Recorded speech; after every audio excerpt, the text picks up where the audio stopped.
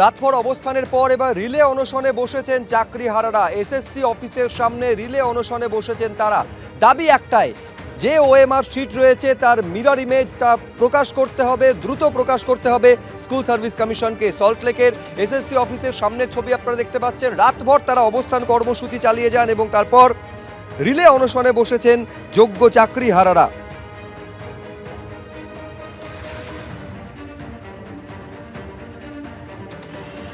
যেই পথটা আমি বাঁচতে বাধ্য হলাম সেটা হলো অনশন।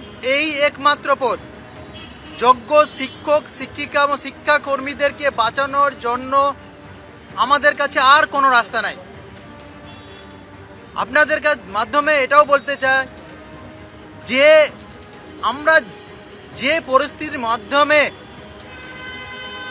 শিক্ষককে নিযুক্ত হয়েছি, সেই কঠিন পরিশ্রম করে কি হারে পরিশ্রম করতে হয় আপনারা অনেকে জানেন। যে দুর্নীতি হয়েছে তার মধ্যেও আমরা নিজের যোগ্যতার ভিত্তিতে চাকরি পেয়েছি এবং সেই যোগ্যতার প্রমাণ কাকে দিবে? যে নিয়োগ করেছে সে তাকে দেওয়া উচিত। কারণ এই পরীক্ষা নিয়েছে এসএসসি, রিকমেন্ডেশন করেছে এসএসসি, অ্যাপয়েন্টমেন্ট দিয়েছে বোর্ড ঠিকই, কিন্তু সম্পূর্ণ কার্যপ্রক্রিয়া হয়েছে সরকারের দ্বারা। অর্থাৎ নিয়োগকারী সংস্থা হতে পারে স্বশাসিত, কিন্তু সম্পূর্ণ কার্যক্রম প্রক্রিয়া সরকারের মাধ্যমে সরকারের দ্বারা করা হয়েছে। যাদের চাকরি গেছে তাদের যন্ত্রণা আছে, তো ফলে তারা কি কর্মসূচি নেবেন না নেবেন সম্পূর্ণ তাদের স্বাধীন অধিকার। কিন্তু আমরা শুধু এইটুকু বলতে পারি, কোনো রাজনৈতিক দলের কথায় প্রভাবিত বা বিভ্রান্ত হবেন না। যেখানে মুখ্যমন্ত্রী নিজে আপনাদের চাকরির সুরক্ষা রাখার সমস্ত রকম প্রসেস শুরু করিয়েছেন, ফলে আপনারা দয়া করে মুখ্যমন্ত্রীর উপর আস্থা রাখুন, ভরসা রাখুন।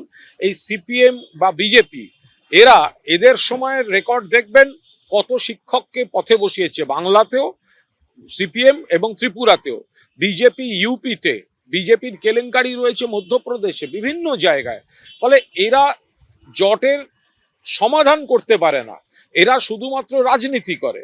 আর তৃণমূল কংগ্রেস, মমতা বন্দ্যোপাধ্যায় এই সমস্যাটা সমাধান করার চেষ্টা করছেন। ফলে কেউ কোনো কর্মসূচি নিতে পারেন, কিন্তু সেই কর্মসূচি কোনো রাজনৈতিক দলের মঞ্চ যেন না হয়ে ওঠে। মুখ্যমন্ত্রীর উপর আস্থা রাখুন, মুখ্যমন্ত্রী পাশে আছেন। পিআই অফিসে গেছেন কেন? এই যে চাকরির সমস্যাটা, এটা সুপ্রিম কোর্ট জনিত সমস্যা, এসএসসির ইস্যু, সিবিআই তদন্ত করছে। ফলে এই ডিআই অফিস অভিযানটাই রাজনৈতিকভাবে উদ্দেশ্য প্রণোদিত এবং পরিকল্পিত আক্রমণ। যে বিচ্ছিন্ন ছবি দেখা যাচ্ছে, শিক্ষকদের উপর পুলিশি লাঠিচার্জ, যেটা মুখ্যমন্ত্রীও চান না। যেভাবে হামলা করলেন শিক্ষকদের একাংশ বা তাদের সঙ্গে থাকা কেউ, ওটা কি শান্তিপূর্ণ আন্দোলন বা ডেপুটেশন বলে মনে হয়?